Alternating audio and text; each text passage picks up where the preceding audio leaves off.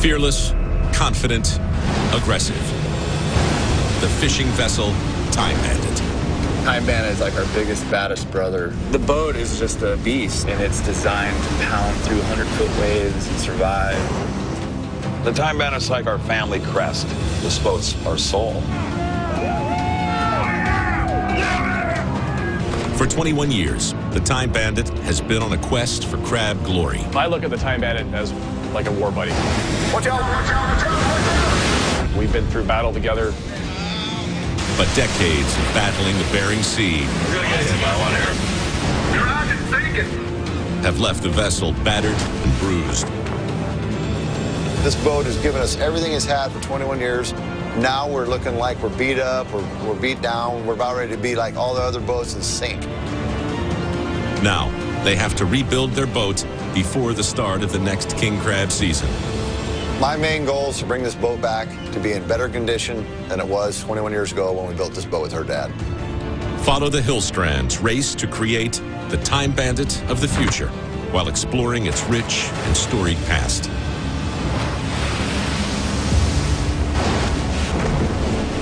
Its deadliest catch, Legend of the Time Bandit. July, Kodiak, Alaska.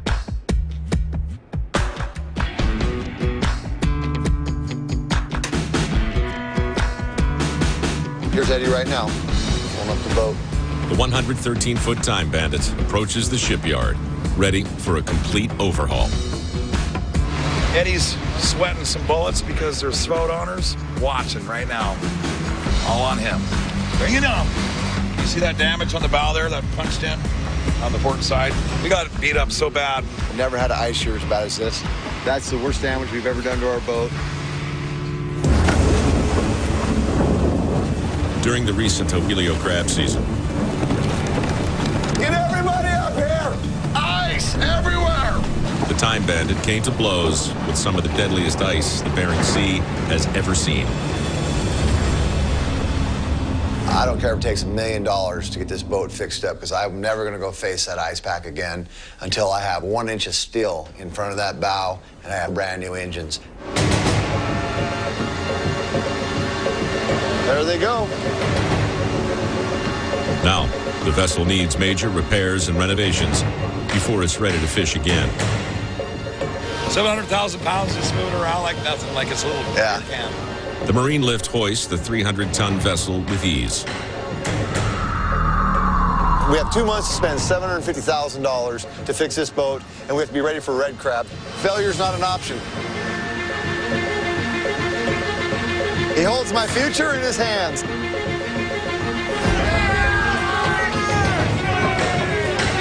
Every year, the Time Bandit catches 150,000 pounds of red king crab, Do a crab dance. worth more than $1 million. Missing one season would be a financial disaster for the entire crew. We're gonna have to cut that out and put a piece in. This is gonna be major. This is a major work to do. During the next 10 weeks, the Time Bandit will undergo its biggest overhaul ever. The 21-year-old engines will be ripped out and replaced with brand new $360,000 600-horsepower mains. And the quarter-inch steel bow will be plated with an additional 3/4 inches of armor called Ice Shield. This boat's given us 22 years, so right now we got to give it 2.5 months. Yep. Solid attention. Yep. Everybody's got to be here, focused. This is all that matters. We got new motors with 300 more horsepower that are going to propel us as fast as these other boats and burn 20% less fuel than we're burning now. That'd be my daughter right there, my youngest daughter, Cassie. As far as a good all-around deckhand, you're pretty good, but as far as crabbing, you're a girl. The new engines arrive in just 4 weeks, but before they can be installed, the engine room must be gutted, stripped, and repainted. To get started, basically we're getting everything out of the way on the deck here because the engines and generators are going to come up out of that doorway and sit here on deck. We are on a serious 10 weeks. Sounds like a lot of time, but it really isn't a lot of time to do all the work that we need to do. It'll be a challenge. It's like building a boat over again, but we have 2 months now. The original boat took us 9 months to build. We have 2 months. The first step in the renovations is to pull the ailing old engines out. we're getting everything set up so we can pick the motor and hold it. Slide it on trolleys, over and around the corner and up the stairs.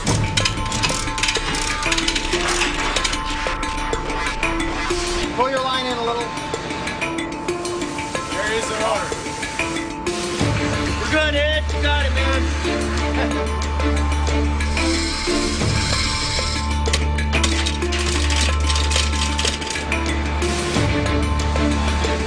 We're down. Day one, we've got 3 engines out, all the rudders off, all the shafts out. We got the bearings off, and we're looking good. We're trying to get this boat back in the shape that it was in 1991, so my old man would be proud. To understand the Time Bandit, you'd have to know my dad, and you'd have to know my family. The Hillstrand's fishing legacy began over 50 years ago with John Hillstrand Sr., the man who would come to build the Time Bandit. John was a great fisherman. Their dad really gave that legacy to them. He was always looking for the next fishery because he wanted to be salmon fishing, gill netting. It didn't matter. My dad wanted to be the master of everything. He wanted to know everything about fishing. Although he fished everything the sea had to offer, crabbing was where John Sr. thrived. He could smell the crab. Like when Phil said fart bubbles, my old man thought the same kind of stuff. He lived to catch crab. Like, he was like a hunter, man. He would like zero in on those crab, find them right on that certain edge, and he would just load every pot. On the high seas, John Sr. was considered a crabbing legend. But at home, he was more of a hero. My dad had 5 boys. 5 boys all within a very short time span. You have a whole squad of hellions. He would bring in the crab, the whole boatload, and the boys would run down when they saw him coming in. I think when you're that young, you know, you want to be with your dad. Too young to fish with Dad, the boys did the next best thing, taking turns at the helm of a shipwrecked vessel, appropriately called the Try Again. We play on that thing like we were pirates, man. And they would steal my garbage can lids for shields and get driftwood sticks for swords. My dad would literally drive his boat right out past the Homer Spit, and we'd be like looking out the wheelhouse of the Try Again and pretending like we were our dad. I mean, we just wanted to be fishermen so bad. We could taste it. There was a picture of me and my dad in the galley of the Invader. And I'm asking him, can I please go help pitch crab? But they were pitching crab in the tank, offloading, and I wanted to go down and help, and he said no. You can see the picture. It meant the whole world to me to be one of those guys. I just wanted to be one of those guys. I want to go fishing with my dad. You're like, damn, it ain't right, man. And that's how you'd feel when they go out fishing and they say, can I go, Dad? Can I go, Dad? No, you can't go. Yes, I'm right. You're not big enough yet, so it's kind of what it felt like, huh? Yeah. My dad used to sail off into the sunset like a cowboy at the end of a movie and leave us behind.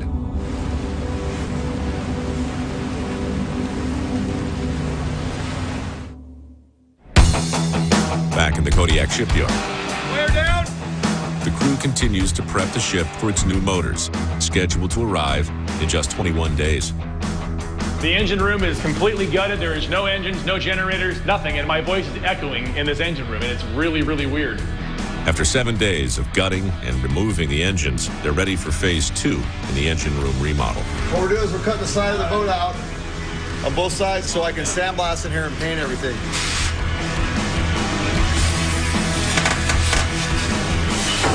There we go. Yo!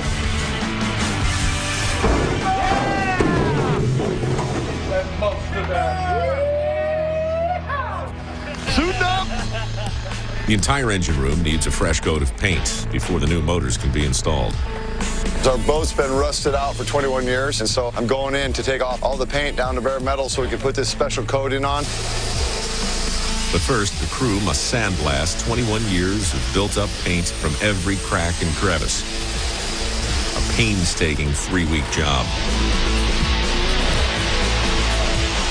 We're totally redoing the whole thing. It's cool. It's inspiring to me, and I'd like to be able to have the opportunity someday to run the boat. Jonathan Hillstrand's son, Scott, hopes to one day carry on the family legacy. I ain't going any close with that respirator on. It's bad. But first, he's got some work to do. How long do you think it's going to take us to finish it? It's getting there. It's just there's so many nooks and crannies. We'll just take turns, me and you. Yeah.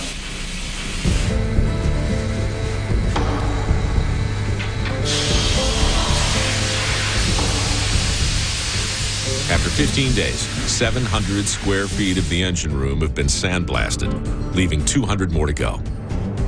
They're almost ready for the new engines. Hey guys, so I just got some bad news. Just talked to the mechanic, and I just found out the engines aren't going to be here for like 10 days. A 10-day delay puts them way behind schedule and dangerously close to missing king crab season. We got to get this engine room painted. That's our main goal right now. We got to just take care of everything we can possibly do for when the engines show up. We can ram them in, and we'll have basically 3 weeks after that to get out the boat in the water and get it to Dutch Harbor. Hey, Scotty, come take a walk with me. Jump in. You heard anything from your old man? I just got a text from your old man that says, I got in a bike wreck, Andy. He ain't answering his phone, dude. For all I know, he could be dead. It's not good.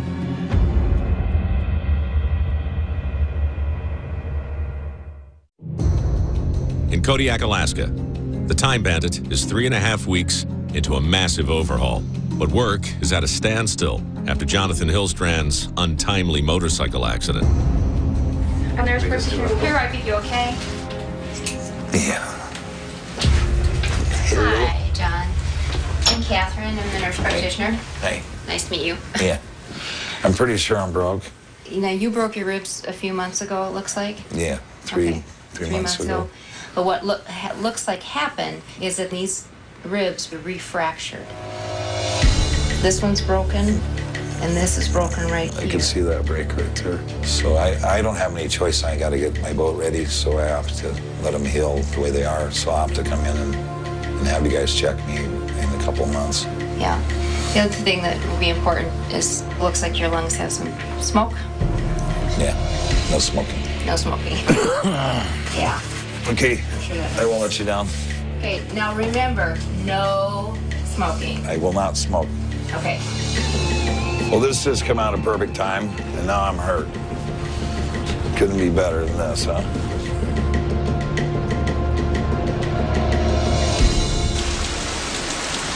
Back at the boat, no one has heard from Jonathan since the accident. I'll have this whole thing painted, and it'll be sitting here waiting for engines.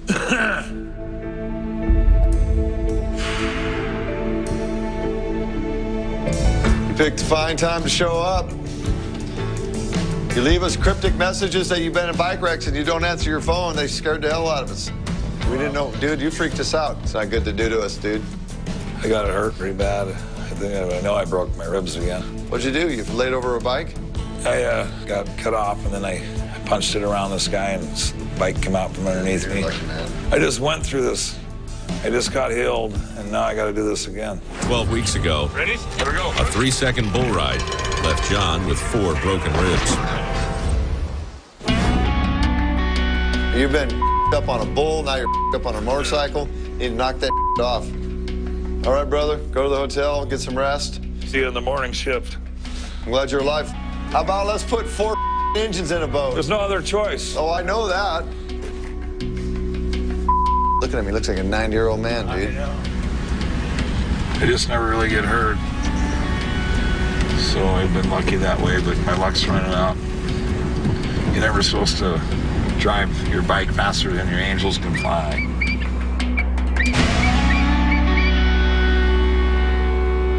Jonathan Hillstrand and his brothers have survived a few bumps in the road. One of the most devastating came in the summer of 1973. We grew up our whole lives waiting to be fishermen and wanting to be like our dad. We finally get in our sea legs, and then next thing we know, our parents are divorced. After 13 years of marriage, to a man already wed to the sea. Their mom called it quits. I had been struggling for a couple of years by myself because their dad was gone a lot. It was very hard. Mom put us all in this little Chevy Blazer, and we took off, and my dad was running behind us, telling us to come back, and it was pretty tough, man. We were crying and stuff. We didn't understand why we couldn't live with Dad anymore, you know? We were born and bred to be fishermen. It was in our blood. We got our lives torn apart. We got moved to Coeur d'Alene, Idaho. It was just weird being away from the ocean. It was like a fish being out of the water.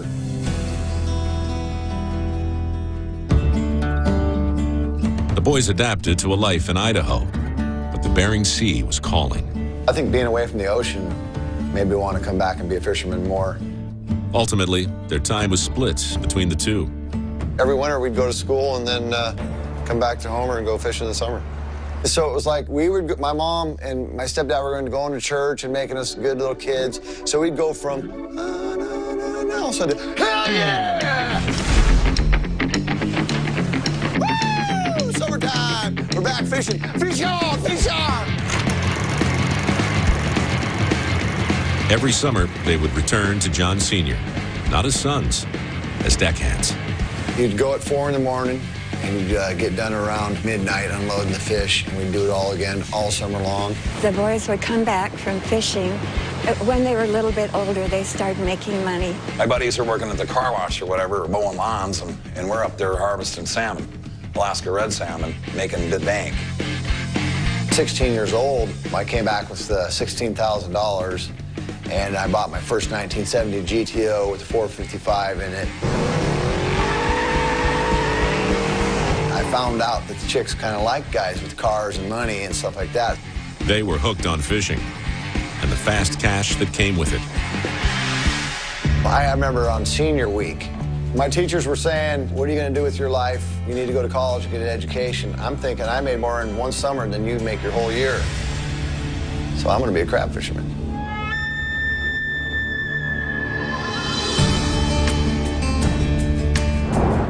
After high school, all 5 brothers were back in Alaska, fishing full-time for John Sr., but it wasn't easy. My dad was a Highliner, made a lot of money, he paid well, but he was a screamer. There's a lot of people that worked for my dad, and he'd fire the hell out of them. He was the supreme leader and the boss. If he didn't like the way you breathed, you're gone. There was so many guys, he went through like 23 guys one summer. He fired us too when we were kids. He was like, you're fired! Never was really a buddy with him or talked to him. And I was scared to ask him a question because he'd think it was stupid or something. But anyway, and I was scared of him. Sadly for Jonathan, he was named after my dad. So my dad expected more out of John, because that's my name, John Hillstrand and Jonathan Hillstrand. And I couldn't work with that. And so I left first. And it was almost like he tried to bottle up a tornado of 5 boys, 5 tornadoes in a bottle, and I'm going to keep them here. It didn't work. One by one, the Hillstrand brothers moved on with their fishing careers, leaving John Sr. in their wake.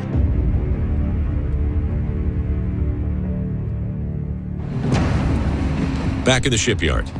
Get your ass in there and paint that engine room. The Time Bandit's engine room is ready for Phase 3 of the overhaul. Getting out of the way of the painter, man. I don't want to get painted. To prevent future rust damage, painters apply a special coating to the entire engine room. Do this fancy bed liner, not regular paint, like the bed line of a truck. From everything I hear, it's just amazing. After 4 days, the application is complete.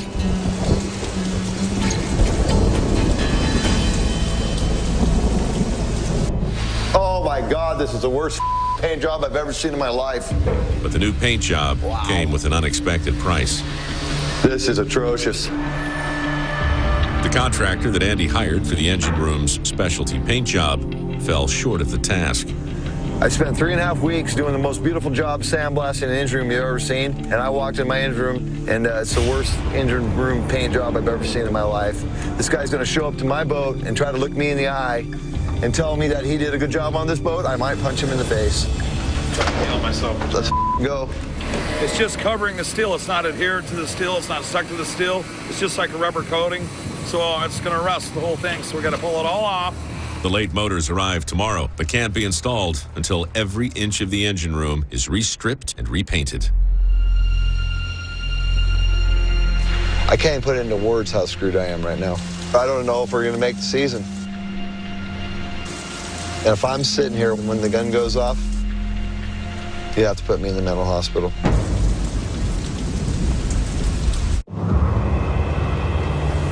I got conned by a con man. I got caught. During the Time Bandit overhaul, Captain Andy and the crew are faced with a major setback. The material used to paint and waterproof the engine room didn't stick. My engine room's totally screwed. I have to demo out this whole thing, and I have to hand paint my engine room. Put me 2 weeks behind. It just me hard. The new $360,000 motors have finally arrived. But they will sit collecting dust until the engine room is stripped and resealed. We're planning on pulling every last piece out of this engine room.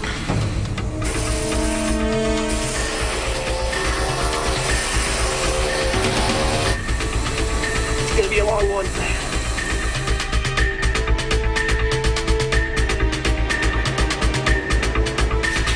We got the 2 main engine bays scrapped out where we can paint them with primer.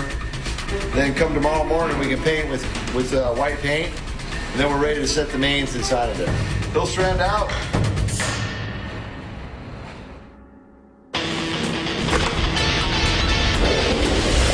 In 1990, the Hillstrand brothers were about to learn firsthand that running a boat was no easy task. I was working on crab boats that had 600 pots. We were making money just fist over hand. We'd both been on deck for 10 years for me and 9 years for you. We were ready to run a boat. We wanted to be the boss. We want to make the big bucks.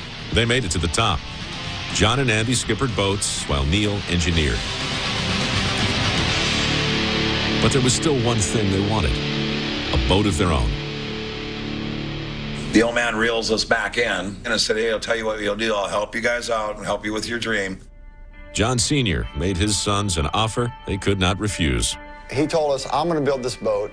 I'm not going to give you anything when I die. But right now, I'll build this boat, I'll sell it to you, and this will be your family heritage, your legacy. But it was going to be our boat, the kids, and we were going to pay the old man back. So we all uproot ourselves, and we go down to Coos Bay, Oregon, and we start building this boat.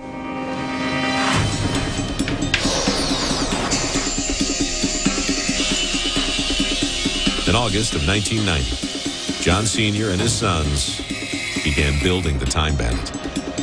We'd get up at 6 o'clock, 6 to 7 in the morning, head down to the shipyard. We'd work all day long on the boat, go to sleep, get up the next day, do it again. You can only go to the shipyard for so long before you start losing your mind. But the back-breaking work would be worth the reward, or so they thought. So after 7.5 months of building the boat, he says, I'm not going to give you the boat, and the rug gets pulled out from underneath our feet. He says, you know what? You're not ready to run a boat, and this isn't your boat. And I said, excuse me, you know, this is the last straw. We're putting blood, sweat, and tear into this boat, and then I'm basically told I'm not getting the boat, screw you. So the next thing I know, I got my dad by the scruff. We're both about ready to go to blows, and I just stopped and I said, that's it, I'm done with my dad, I'm done. I'll never work on this boat again.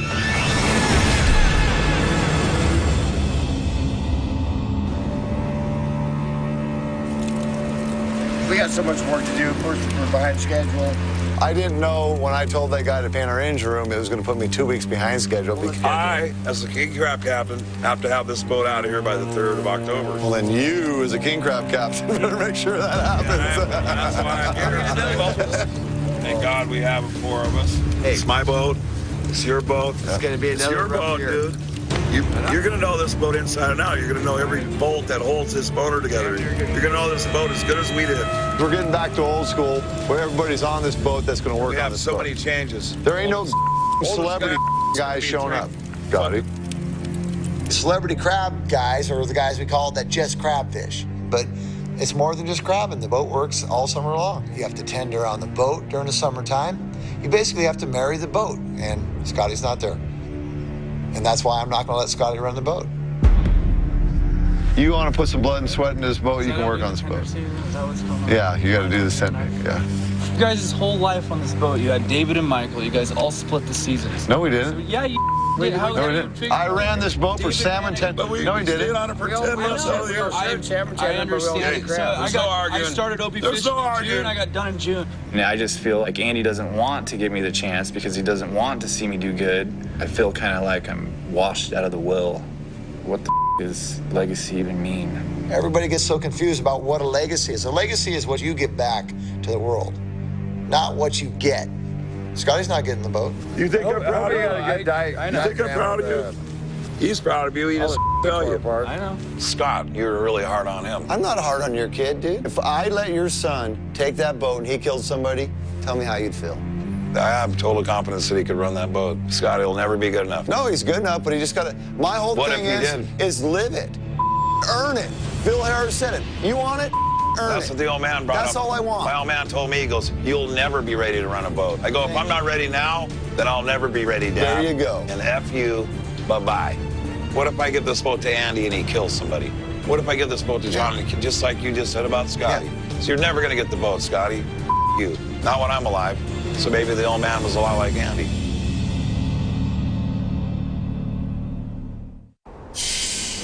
In the Kodiak shipyard, the Time Bandit's engine bays are almost ready for new motors. We're getting ready to paint the second coat of paint in the engine room after the disaster. And then one more coat of paint to go, and then we'll put the vanes in. While the paint dries, Captain Andy gets the next major project underway, reinforcing the bow with an ice shield. So we're basically going to have 1 inch thick steel where all the ice hits the boat and it crumples up and just goes off to the side. Across the docks, Jonathan is doing some damage control of his own.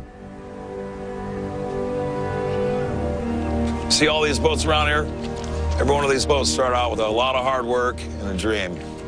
8 hours ago, Jonathan's son, Scott, learned that he may never captain the Time Bandit. I want experience in a wheelhouse. I'm 30 years old. You need to run your own boat in the summer. I'm ready for that next career jump to something different. Just want to hang out with you for a couple days, and me and you never get a chance to just sit around and talk. Oh, I know. Breaks my heart seeing the Cornelia Marie like this. Pretty sad. The kids will get their together, hopefully, but this boat's been sitting here for 2 years. I know you got your together. It sucks working for family. I mean, I got not just you, I got Neil and Andy to talk to. And Andy's just like Dad. You're never going to get the respect. I'm going to tell you, hey, I'm proud of you. He's not going to say it because he's like the old man would. That's all the guy needs is a shot, one chance to prove themselves. I mean, if you up on your first chance, you know, then that's what you do. But you got to give somebody a chance before you can say they can't do something. Anyway, I'm proud of you, kid. Love you. And I can't wait to see you and my grandson out there fishing together. It's my son. I care. I want my son to have the values that I have and hard work ethic, and he does, and I'm happy. Nothing to make me more proud than if you passed on my fishing legacy to your son Sawyer. I know. I'll be your deckhand, man. I'll come work for your ass. I'll be the hydro guy.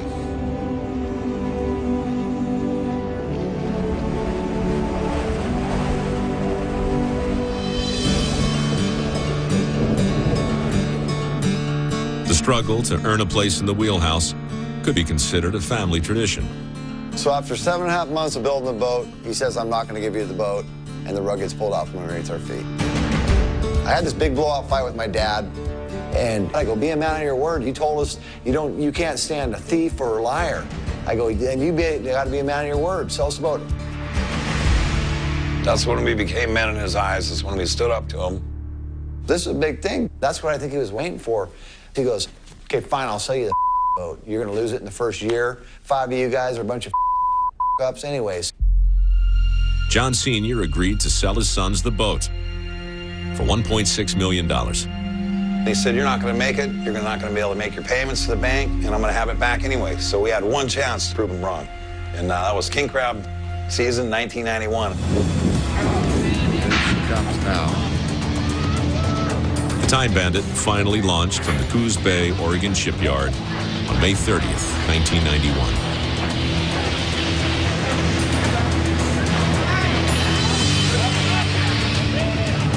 The whole town come down and cheered. And, you know, no one knew who the hell the Time Bandit guys were.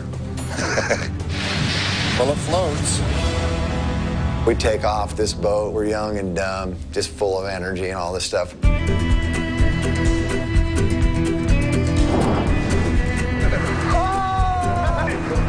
The brothers finally had a boat, but without a big payday, it wouldn't be theirs for long. We had to beg, steal, and borrow to get money for fuel to have our first king crab season. If we're not successful, we don't catch crab, we lose that boat. The old man takes it back. We're losers. So I'm sweating bullets. I'm on the deckhand crew. Jonathan's the captain of the boat. We get out there. I see 90 boats and on a 6-mile radar. I go, I'm going down on deck, John. I'll see you later. Jonathan found himself at the helm during the height of the derby days of king crab fishing. We got 168 pots to set. And I don't know how far to set gear apart or nothing. I'm going, Andy, get up here. And he says, no. So I'm trying to survive on deck being a deckhand. I get all the gear off the boat, thank God. We take like a 12-hour sabbatical and come back. After a restless night at sea, the moment of truth arrived. He gets me up and he goes, hey, dude, we just got to check a couple pots. Let the rest of the crew sleep. You get up and pull them by yourself out on deck. I'll run down and I'll pull the pot. Yeah. So I had to know. I got up and I pulled by myself 7 pots in 1 hour.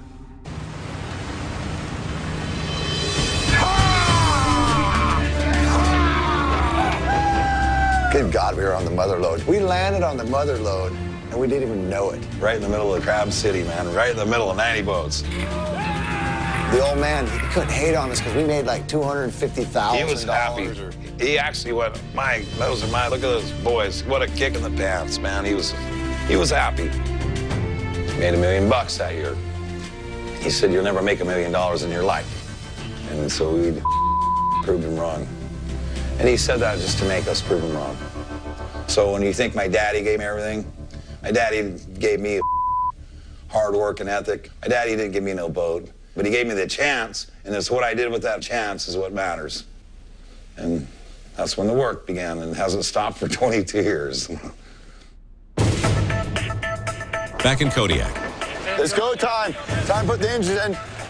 The brothers worked to keep the Time Bandit legacy afloat. Eddie, Neil, all hands on deck. After days of scraping, the botched paint job is fixed, and the engine room is ready for its new mains. Multi's engine's got to go in today. It's go time now or never. The main thing I got going right now is I got to get my engines in the boat where Bob can start doing it. We close up these holes. We get everything going back together. That's the main thing. We have $80,000 hanging in the air right now. And we're about ready to shove it in the side of the boat.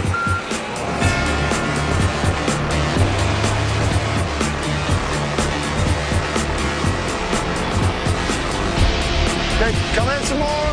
We're gonna go slow though, Bob. Just a hair more in. Oh.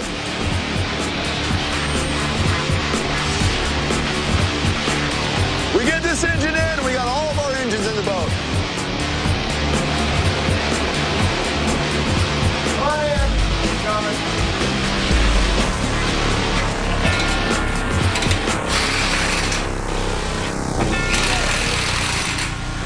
We got our engine set. Yeah. Tick, tick, tick, tick, tick, tick. Just keeps ticking. Time keeps going. It's going to get a main engine started here in a minute. Everybody clear? Clear.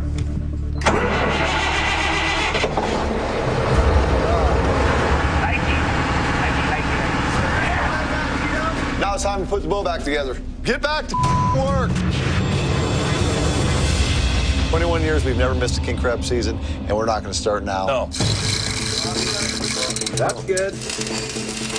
That's how you do it. Just cut a hole, steel, pull everything out, throw it back in, weld it back up. There we can actually float now. We reinforced our bow with it. We're over 1 inch thick now up there. It's beautiful.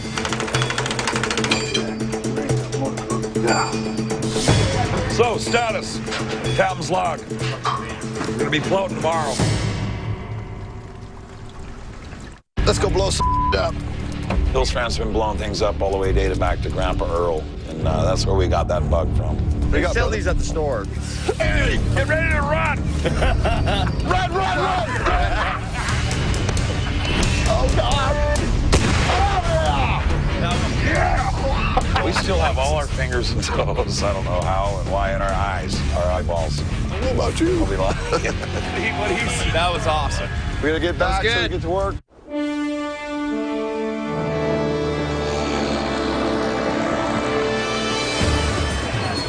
At the Kodiak shipyard. I'm painting this boat back to shape. Getting her looking good. The Time Bandits' 10-week rehab is almost a wrap. Beaver! That paint! I want everybody up here. Now, it's all hands on deck to get the boat ready to reunite with the sea. There she goes. We got to capture this moment. It only happens once every 22 years in the life of the Time Bandit. That's awesome.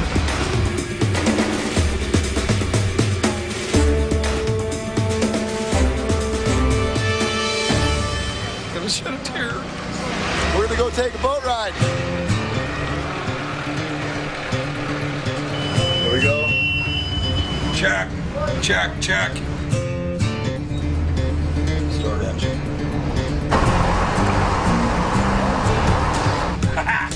I can tell how much more horsepower I have already just by barely tapping this baby. I think I'm going to be really happy boat owner right now.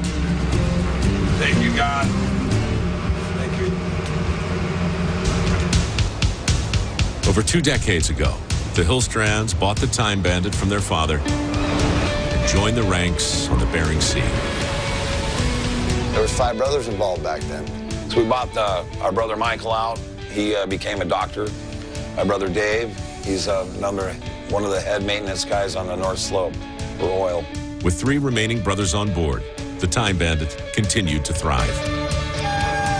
Those are the happiest times of my life, man. I had my own boat, my own crew, my brothers. We got Neil on the refrigerator. I had Neil and Andy, man.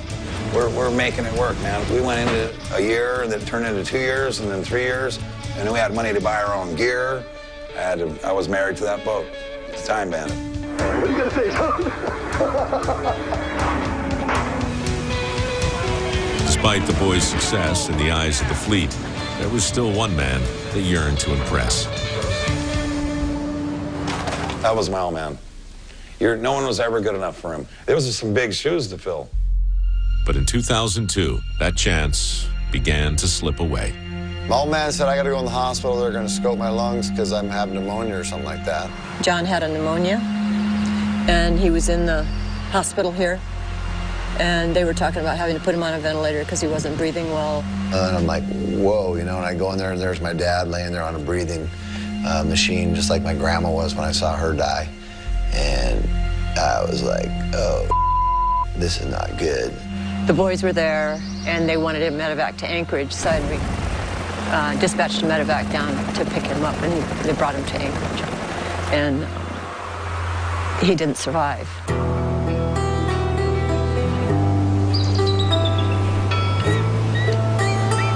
I woke up in the morning, I called up the hospital. I go, yeah, I'd like to check on John Hillstrand. And she goes, he died. And from right there, I just broke down and started crying and stuff. It was crazy, so. I was in a hotel room, and all of a sudden I could feel my dad was there. And then I go, man, my dad's here. And I could feel like he was there, the presence so strong. And I called Andy up, and he goes, Dad just died. And I went, he was just here. I seen him 2 days earlier. He was doing great. The sun was shining, and he was behind his property on the spit, and I said, I love you. And he's told me he loved me, and told me he was proud of me. And then 2 days later, he's gone. I wish I had more time with my dad. It's the only thing I wish. You know, the only thing I regret is I wish I had more time. my dad.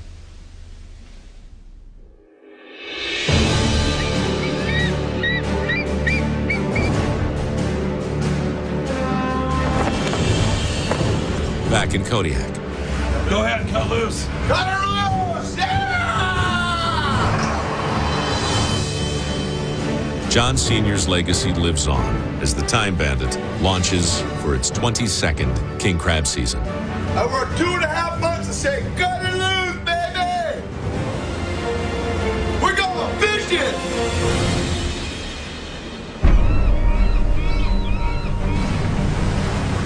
We're getting out of the shipyard and we are going to celebrate! Say hello to my little friends. That's a lot of fireworks. You think? The old man always liked explosions. Right, Beef, hit him up!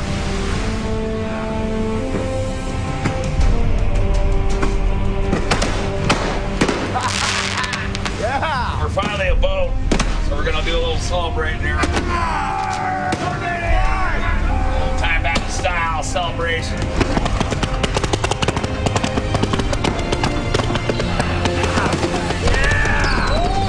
I think right now, what we're doing, my dad would go, taught them kids good, you know? Or Manny might be looking at something that we missed and go, this dumb but I know he's proud of us.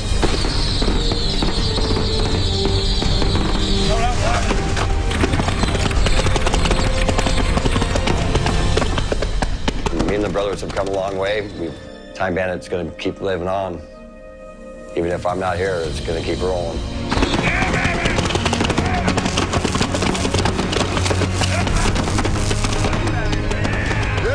I think my dad lives on in our boat, the Time Bandit, because every bolt on our boat we touched with the old man being around, he was there. That's my dad's gift to us. He lived and breathed it. So that's my dad right there.